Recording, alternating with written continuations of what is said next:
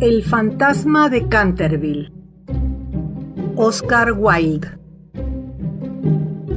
Capítulos 4 al 7.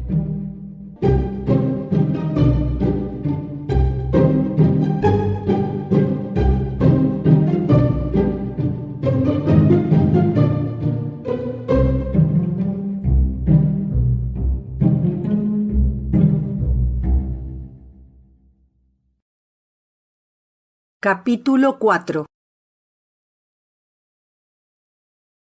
Al día siguiente, el fantasma se sintió muy débil y agotado. La terrible excitación de las últimas 4 semanas empezaba a dejar notar sus efectos. Sus nervios estaban destrozados y el menor ruido le sobresaltaba. En 5 días no se movió de su habitación.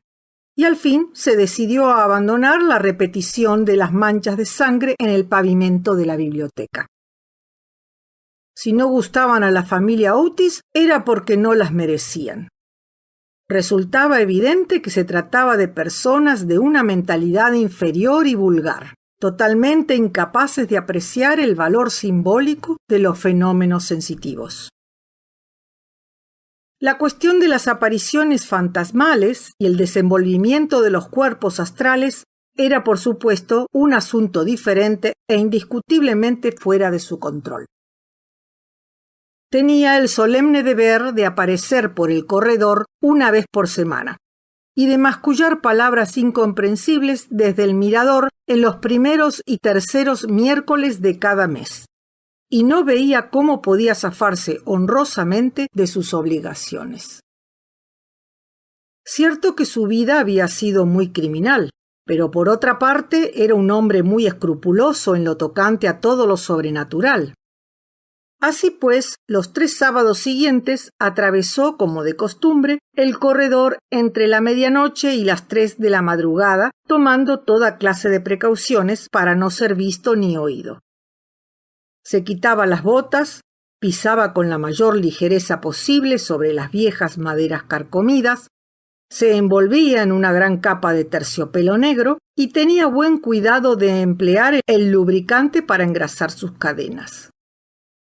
Me veo obligado a reconocer que solo después de un gran esfuerzo de voluntad se decidió a adoptar este último medio de protección.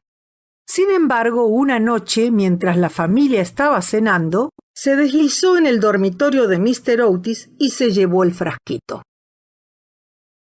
En un principio se sintió un poco humillado, pero luego fue lo suficientemente sensato como para ver que aquel invento merecía grandes elogios y que en cierto modo servía a sus propósitos. Y a pesar de todo esto, no le dejaron en paz. Continuamente tropezaba con cuerdas tendidas de lado a lado del corredor, que al no verlas en la oscuridad le hacían caer.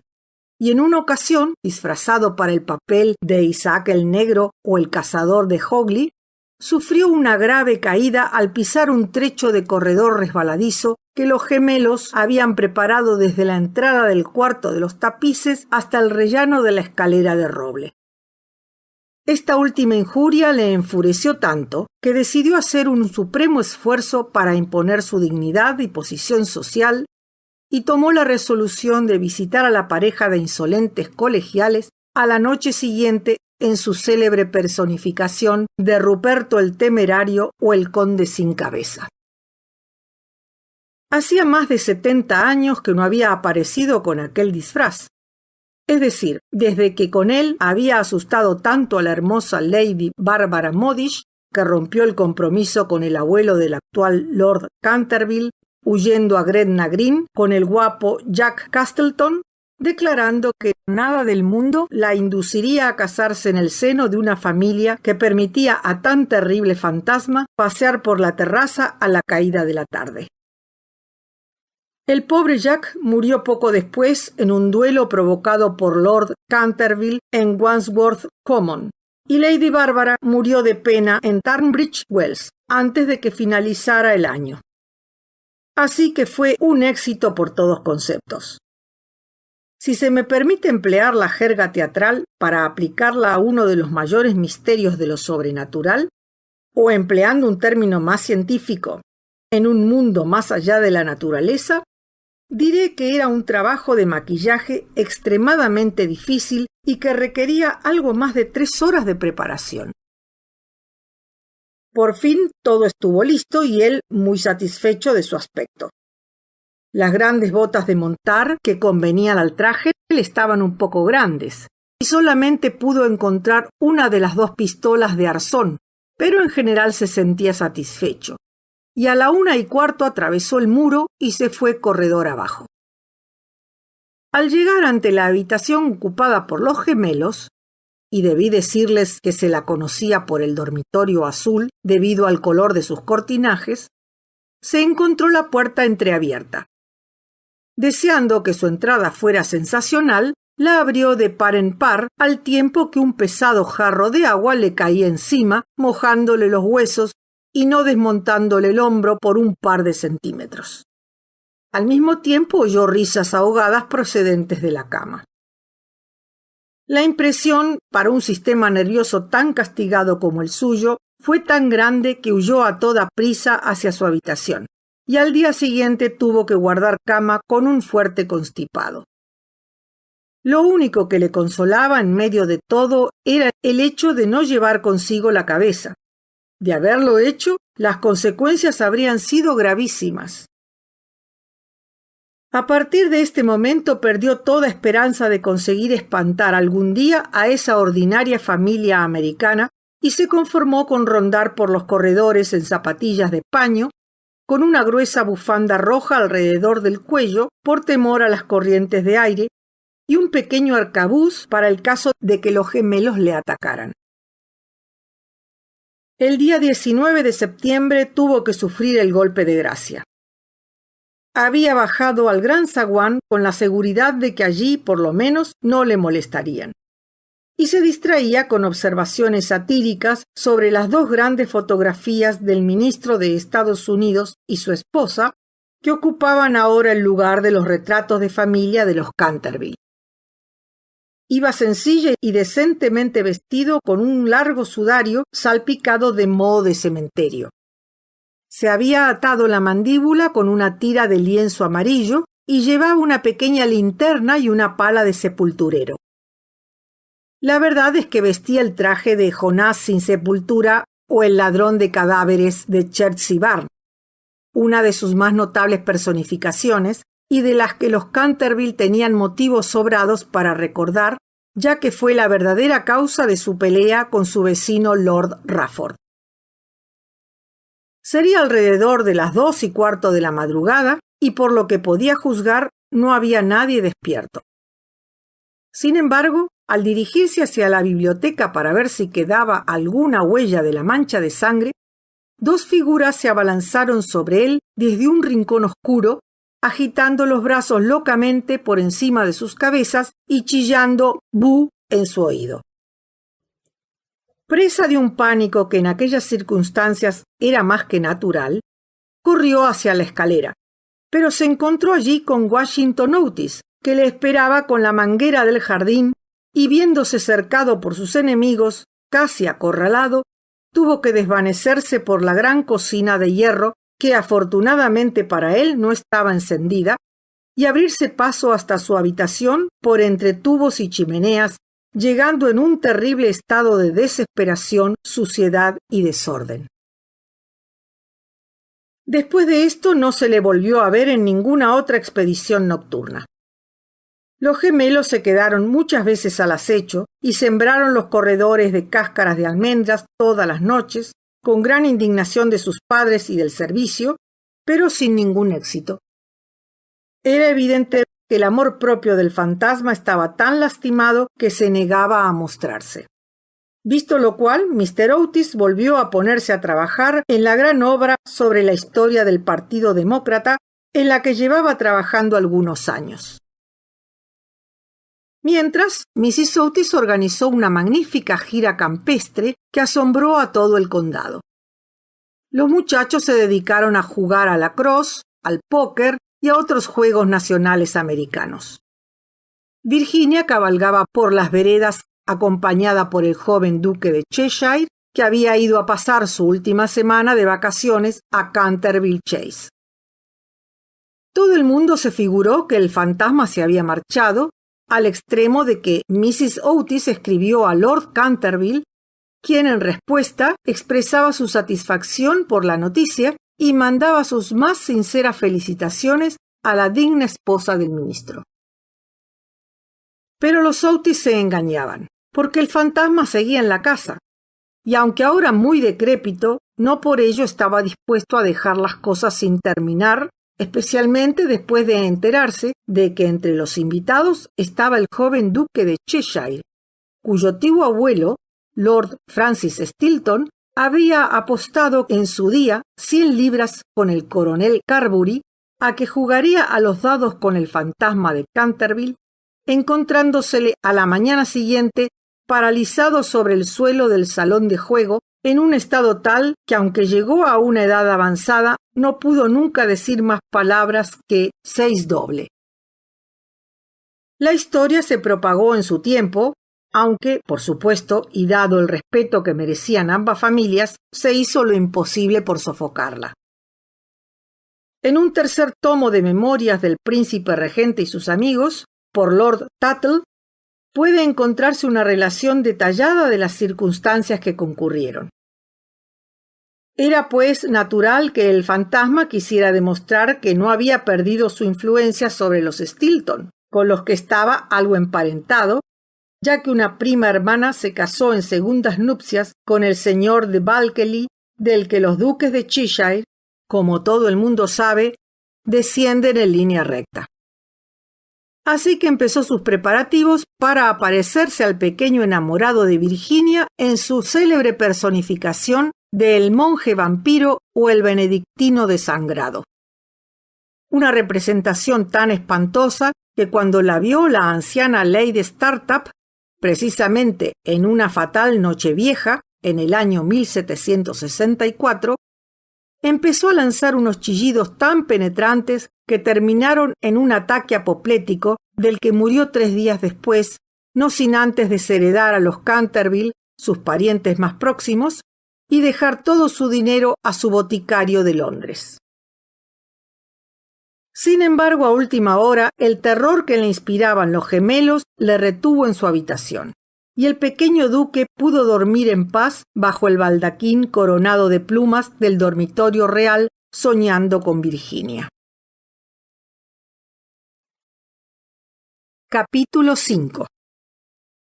Unos días después de esto, Virginia y su rizado acompañante salieron a caballo por los prados de Brockley, desgarrándose de tal modo su amazona al saltar un seto que al regresar a casa para no ser vista subió por la escalera posterior. Al pasar corriendo por delante del salón de tapices, cuya puerta estaba abierta, creyó ver a alguien dentro, y pensando que se trataba de la doncella de su madre, que solía llevar allí su trabajo, se asomó para pedirle que le cosiera el traje. Pero, con gran sorpresa, vio que se trataba del fantasma de Canterville en persona. Estaba sentado junto a la ventana, contemplando el oro marchito de las hojas amarillentas llevadas por el aire y el girar de las hojas escarlata bailando locamente en la larga avenida. Apoyaba la cabeza en la mano, y su actitud reflejaba el más profundo desaliento. En verdad, tal era su abatimiento, tan decrépito su aspecto, que la pequeña Virginia, cuya primera idea había sido huir y encerrarse en su habitación, se sintió llena de compasión y decidió, en cambio, tratar de consolarle.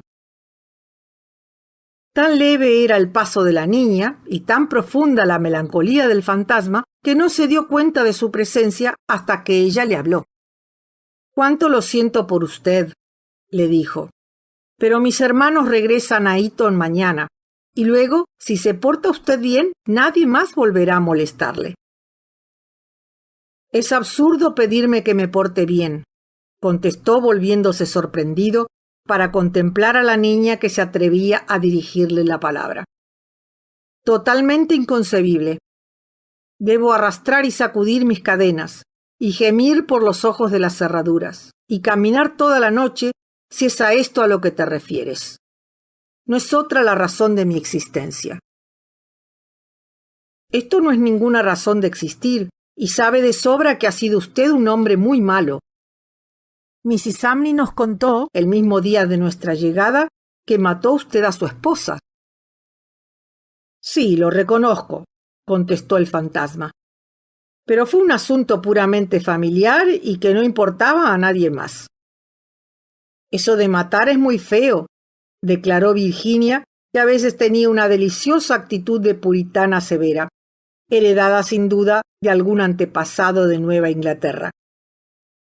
Bah, detesto la severidad superficial de la ética abstracta. Mi esposa era feísima. Jamás almidonó en su punto mis chorreras y no sabía nada de cocina. Precisamente una vez había cazado yo un ciervo en los bosques de Hogley, un magnífico macho de 1 año. ¿Y sabes cómo me lo sirvió? Bueno, ¿qué más da ahora? Porque ya está todo acabado. Pero no me parece nada bien que sus hermanos me dejaran morir de hambre por más que yo la matara. ¿Le dejaron morir de hambre? Oh, señor fantasma. Quiero decir, Sir Simon, ¿tiene usted hambre? Tengo un bocadillo en mi bolsa. ¿Le gustaría comerlo? No, muchas gracias. Ahora ya no como. Pero de todos modos es muy bondadoso por tu parte y debo confesar que eres mucho más simpática que el resto de tu agresiva, horrible, vulgar y ladrona familia. ¡Basta!, gritó Virginia golpeando el suelo con el pie. Usted es el vulgar, maleducado y antipático. Y en cuanto a lo de ladrón, ya sabe que fue usted el que me robó la pintura de mi caja para repetir aquella ridícula mancha de sangre en la biblioteca. Primero se llevó todos mis rojos, incluso el bermellón, y me quedé sin poder pintar mis puestas de sol. Luego se llevó el verde esmeralda y el amarillo cromo. Y por fin no me dejó más que el índigo y el blanco de China. Y solo pude pintar claros de luna, que son siempre tristes de ver y nada fáciles de pintar. En cambio, jamás le delaté, aunque estaba de lo más incomodada y que todo el asunto me parecía ridículo. Porque, ¿dónde se ha visto sangre de color verde esmeralda? Sí, claro, murmuró el fantasma con humildad. Pero, ¿qué podía yo hacer? Hoy día es muy difícil conseguir verdadera sangre, y como tu hermano empezó la guerra con su detergente Paragon, no vi por qué no iba a emplear yo tus pinturas. En cuanto al color de la sangre, es una cuestión de gusto. Por ejemplo, los Canterville tienen sangre azul, la más azul de Inglaterra. Pero ya sé que vosotros, los americanos, os reís un poco de todo esto. Usted no sabe nada de nada, y lo mejor que puede hacer es emigrar y así se enterará. Mi padre tendrá sumo placer en proporcionarle un pasaje gratis. Y aunque hay una fuerte tasa en toda clase de espíritus, no tendrá la menor dificultad con la aduana, ya que todos los empleados superiores son demócratas. Una vez en Nueva York puede contar con un gran éxito. Conozco infinidad de gente que daría $100,000 por presumir de abuelo, y mucho más aún por tener un fantasma familiar. No creo que me gustara América. Tal vez porque allí no tenemos ruinas ni antigüedades, observó Virginia con ironía. Ruinas y antigüedades, exclamó el fantasma. Tienen su marina y sus modales. Buenas noches. Voy a pedir a papá que conceda una semana más de vacaciones a los gemelos. Por favor, no te vayas, Virginia, suplicó. Me encuentro tan solo y soy tan desgraciado que ya no sé qué hacer. Quisiera dormir y no puedo. ¡Qué tontería! No tiene más que acostarse y soplar la vela. Lo que es difícil es mantenerse despierto, sobre todo a veces en la iglesia. Pero en cambio dormir es de lo más fácil. Ya ve, incluso los niños pequeños duermen y no son muy listos. Hace 300 años que no duermo, dijo tristemente, y Virginia, asombrada, abrió sus bellos y azules ojos. Sí, llevo 300 años sin dormir, y estoy tan cansado. Virginia le miró con gravedad y sus labios temblaron como pétalos de rosa. Se acercó y, arrodillándose a su lado, contempló su viejo y consumido rostro. «Pobre, pobre fantasma», murmuró. «¿Y no tiene dónde dormir?» «Allá lejos, pasados los pinos», contestó en voz baja y soñadora, «hay un pequeño jardín. Allí la hierba crece alta y tupida. Allí se mecen las grandes estrellas blancas de la flor de la cicuta y el ruiseñor canta durante toda la noche. Canta toda la noche y la luna helada y cristalina mira los gigantescos brazos del tejo extendidos sobre los durmientes». Los ojos de Virginia se llenaron de lágrimas y se cubrió el rostro con las manos. ¿Se refiere al jardín de la muerte? Sí, la muerte. Qué hermosa debe ser la muerte. Yacer sobre la blanda y oscura tierra, mientras las hierbas se mecen sobre nuestra cabeza, y escuchar el silencio. No tener ayer ni mañana. Olvidar el tiempo, perdonar la vida, descansar en paz. Tú puedes ayudarme. Tú puedes abrir para mí el portal de la casa de la muerte, porque el amor está contigo, y el amor es más fuerte que la muerte. Virginia tembló. Un estremecimiento helado la recorrió y por un instante reinó el silencio. Le pareció vivir un terrible sueño. Y el fantasma volvió a hablar y su voz resonó como el gemido del viento. ¿Has leído alguna vez la vieja profecía del ventanal de la biblioteca? Muchas veces, contestó la jovencita levantando la vista. La sé de memoria. Está escrita con unas extrañas letras negras y es muy difícil de leer. Consta solo de 6 líneas. Cuando una joven rubia pueda conseguir que brote la plegaria de los labios del pecador, cuando el almendro estéril florezca y una niña deje correr su llanto, entonces reinará el silencio en la casa y renacerá la paz en Canterville. Pero no sé lo que significa. Significa, explicó con tristeza, que tienes que llorar por mí y por mis pecados, porque yo no tengo lágrimas, y rezar conmigo por mi alma, porque no tengo fe. Y luego, si has sido siempre dulce, buena y cariñosa, el ángel de la muerte se apiadará de mí. Verás cosas espantosas en la oscuridad, y voces malvadas murmurarán en tu oído, pero no podrán hacerte ningún daño, porque los poderes del infierno no prevalecerán contra la pureza de una niña. Virginia no contestó, y el fantasma se retorció las manos, presa de loca desesperación, y contempló la rubia cabeza inclinada. De pronto la niña se irguió con una extraña luz en los ojos y el semblante pálido, declarando con firmeza: «No tengo miedo, y rezaré al ángel que se apiade de usted». El fantasma se alzó de su asiento y, cogiendo la mano de la niña, se inclinó ante ella con una gracia de otros tiempos y se la besó. Sus dedos estaban fríos como el hielo y sus labios ardían como el fuego. Pero Virginia no flaqueó al verse conducida a través de la sombría estancia. En los tapices, de un verde apagado, estaban bordados unos pequeños cazadores que hacían sonar sus trompas de caza adornadas con flecos y con sus manitas le indicaban que retrocediera. «Retrocede, pequeña Virginia», exclamaron. El fantasma agarró su mano con más fuerza y ella cerró los ojos para no verlos. Horribles animales con cola de dragón y ojos saltones parpadeaban desde las tallas de la chimenea y murmuraban: «Cuidado, pequeña Virginia, cuidado, puede que no volvamos a verte». Pero el fantasma anduvo más deprisa y Virginia no pudo oírlos. Al llegar al extremo de la estancia, el fantasma se detuvo y murmuró unas palabras que ella no pudo entender. Pero al abrir los ojos vio que la pared se disipaba ante ella como si fuera niebla, dejando al descubierto una gran caverna negra.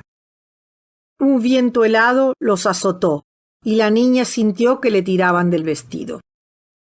«Pronto, pronto», le insistía el fantasma, o será demasiado tarde. Y en efecto, al instante la pared se había cerrado tras ellos y el salón de tapices quedó completamente vacío.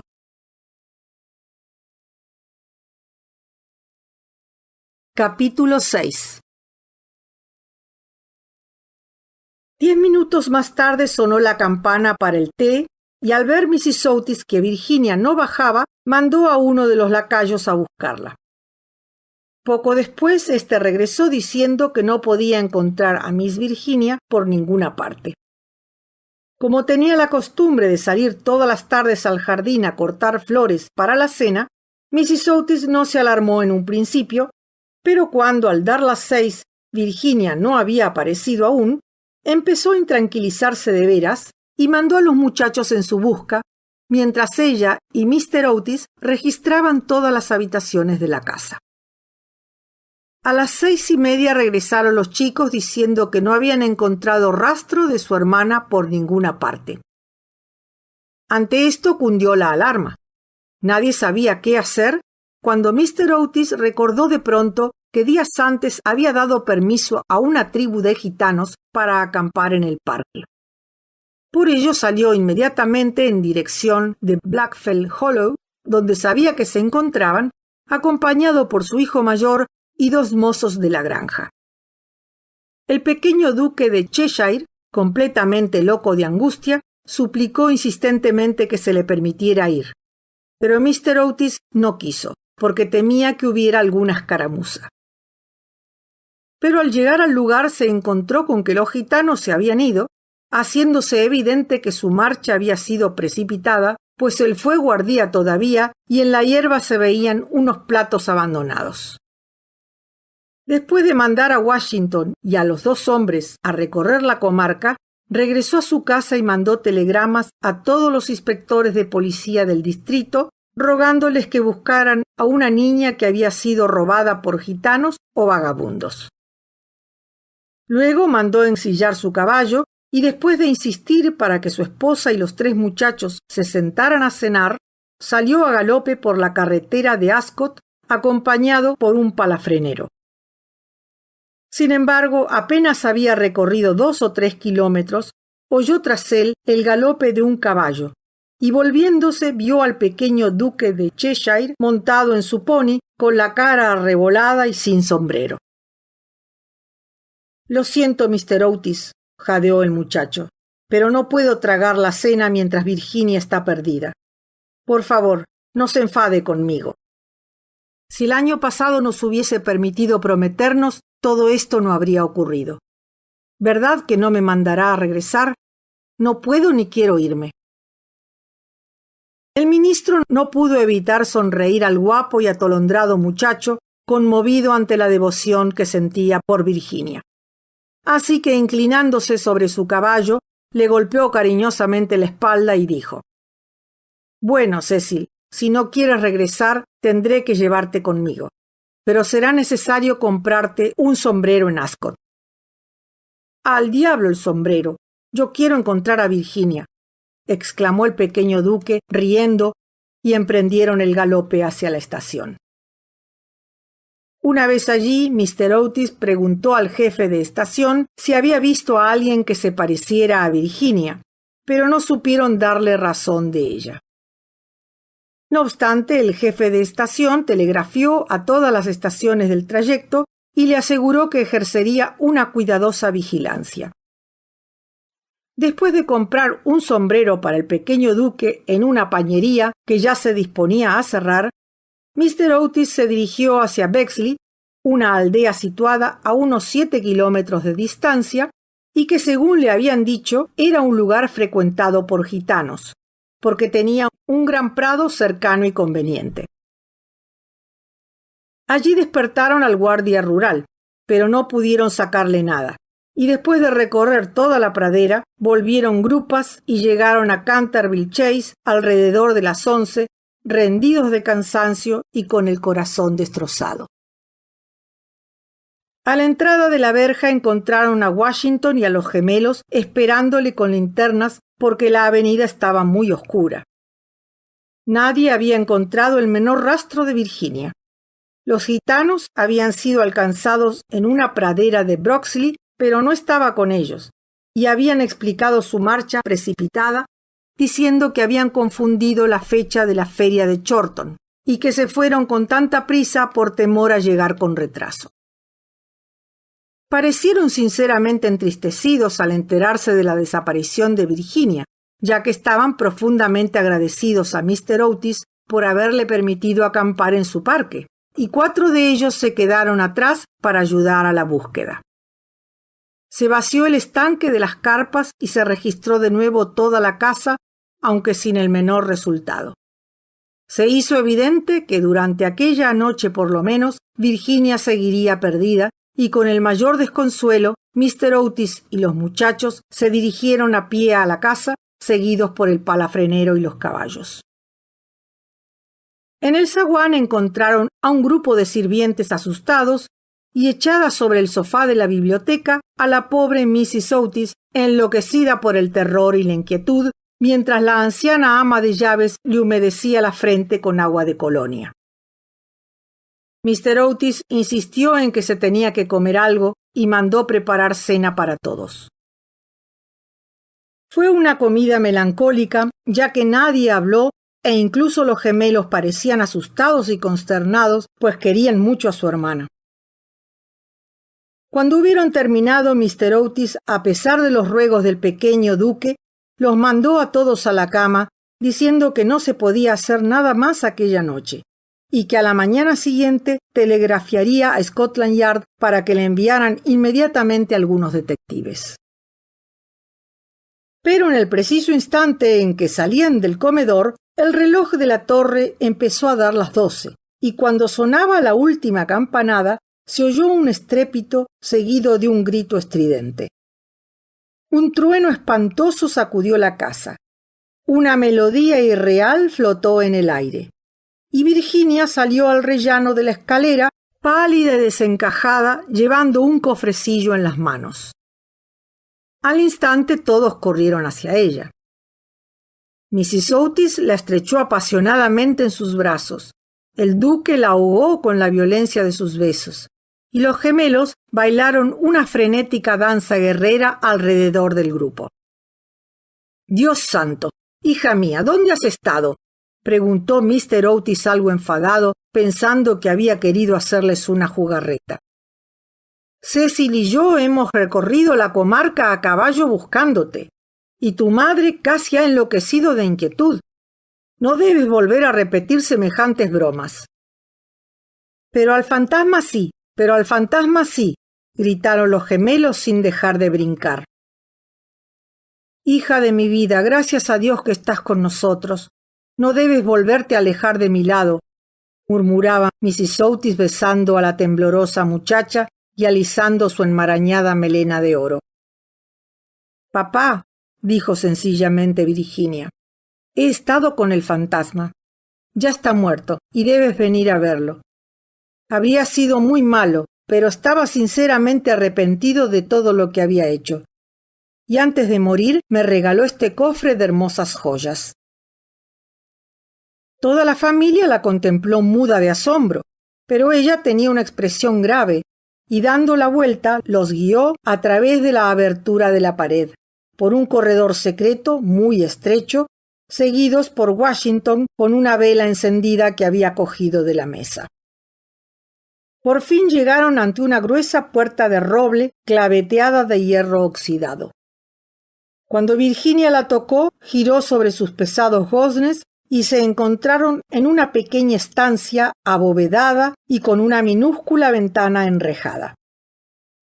En la pared había una gran argolla de hierro empotrada y encadenado a ella un descarnado esqueleto. Tendido en el suelo, cuán largo era, al parecer intentaba alcanzar con sus largos y descarnados dedos una anticuada escudilla y una jarra que estaban precisamente colocados fuera de su alcance. La jarra debió indudablemente de estar llena de agua, porque en la parte de dentro tenía una capa de limo verdoso. En la escudilla no se veía más que un montón de polvo. Virginia se arrodilló al lado del esqueleto y juntando sus manitas empezó a rezar en silencio, en tanto que la familia contemplaba horrorizada la espantosa tragedia cuyo secreto acababa de serles revelado. —exclamó de pronto uno de los gemelos que había estado mirando por la ventana intentando descubrir a qué parte de la casa correspondía aquel sótano. —Vaya, ha florecido el viejo y seco almendro. Se distinguen perfectamente las flores a la luz de la luna. —Dios le ha perdonado —murmuró Virginia poniéndose de pie, mientras una luz maravillosa parecía inundar su rostro. —Eres un ángel —exclamó el joven duque, rodeándole los hombros con su abrazo y besándola.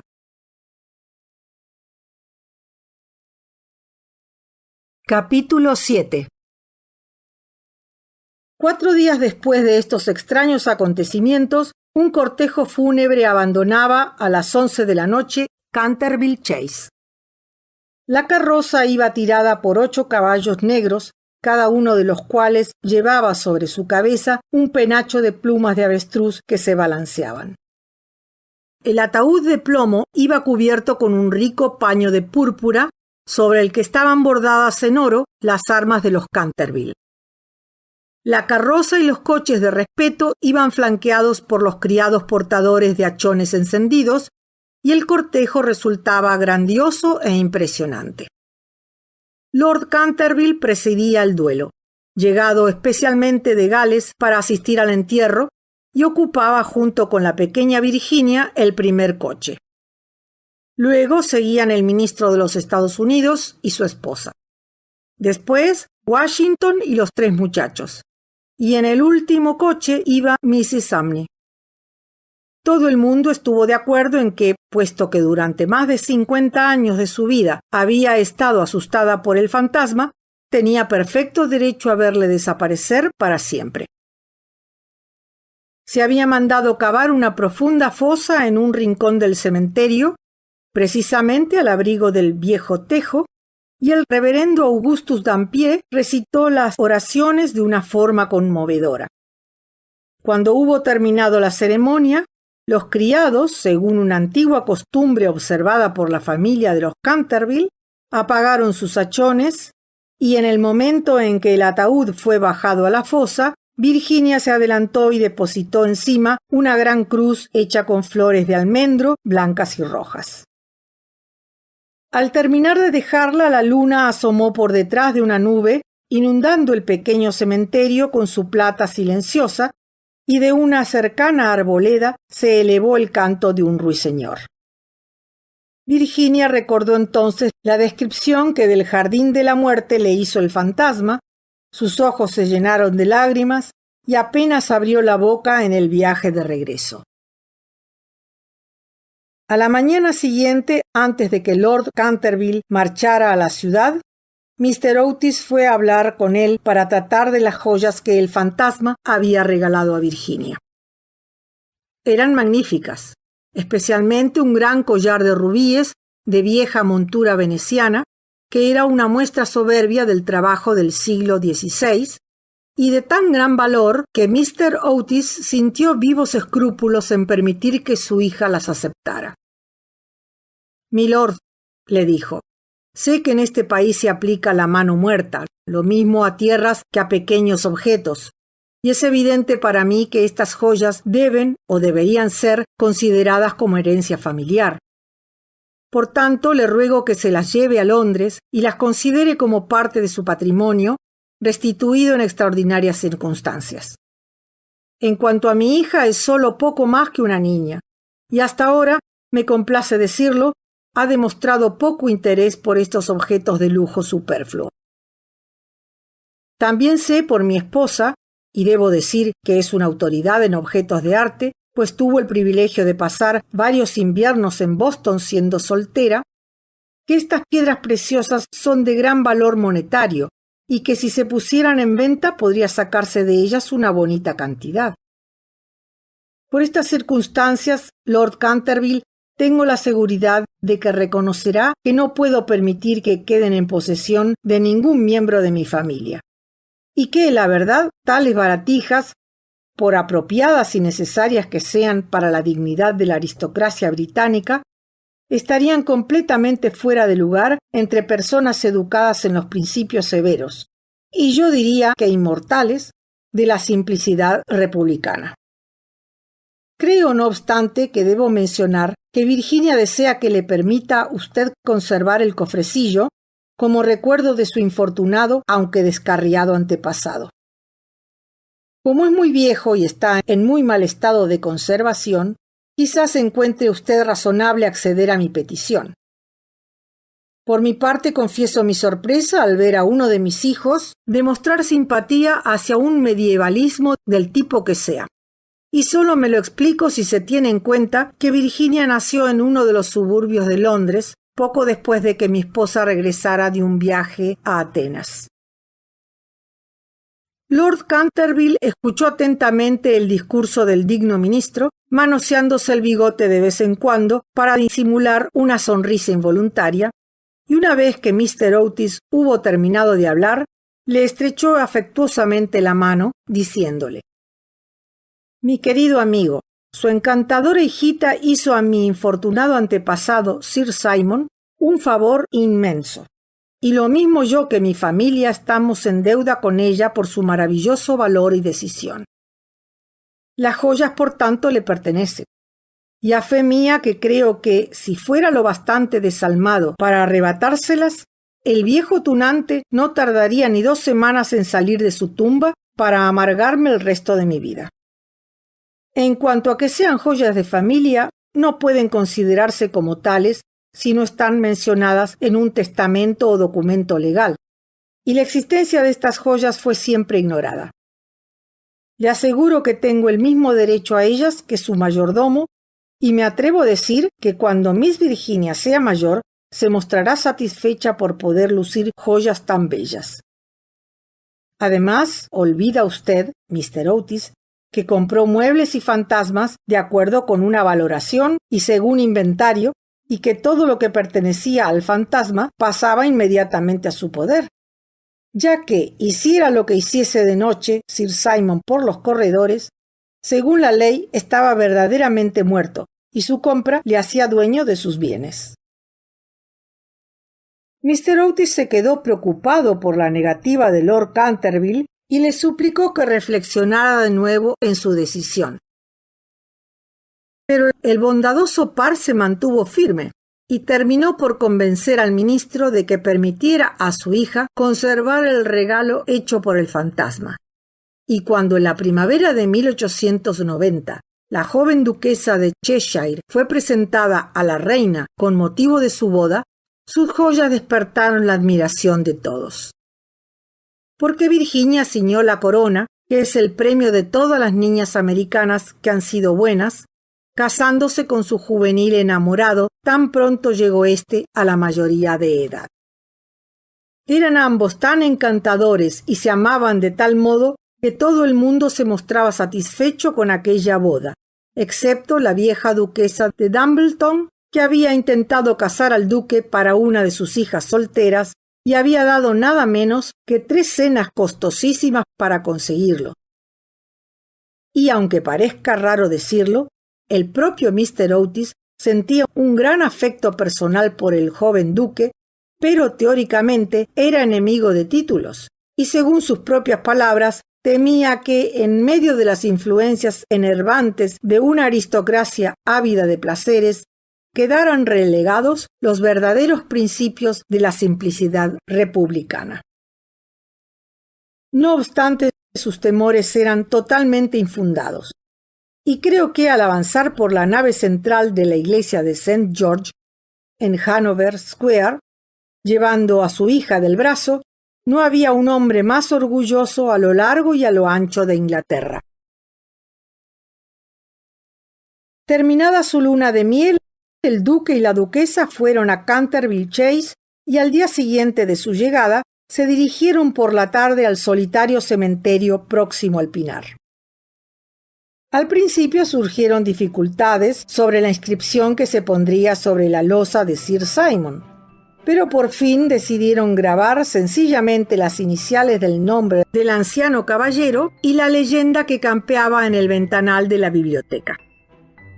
La duquesa había traído consigo unas rosas magníficas que desparramó sobre su tumba y después de permanecer un rato junto a ella, se pasearon por las ruinas del presbiterio de la vieja abadía.